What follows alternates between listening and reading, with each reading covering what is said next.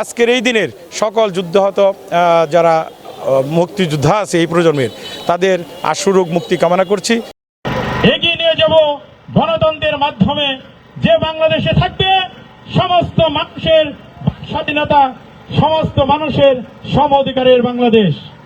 ভাইয়ের আমার, 52 সেই ভাষা আন্দোলনের শহীদ আজকে আপনাদের কাছে অনুরোধ করছি, যে সমস্ত ভাইরা জীবন দিয়ে 24 দান করে গেছে, তাদের রুহের মাগফিরাত কামনায় এখন দোয়া অনুষ্ঠিত হবে। আপনারা সকলে আপনাদের হৃদয়ের অন্তঃস্থল থেকে সেই সমস্ত শহীদ ভাইদের প্রতি দোয়া করবেন। আল্লাহ তাআলা যেন তাদেরকে জান্নাতুল ফেরদৌস দান করেন।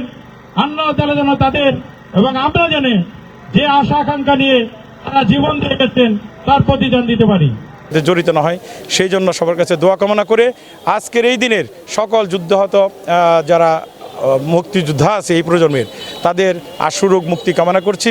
শহীদদের শ্রদ্ধা নিবেদন করছি। মহান আল্লাহ তাআলা যেন তাদের সর্বোচ্চ মোকাম জান্নাতুল ফেরদৌস দান করেন, সেই প্রত্যাশা রেখে আমি আমার বক্তব্য শেষ করছি। খোদা হাফেজ। বাংলাদেশ জিন্দাবাদ।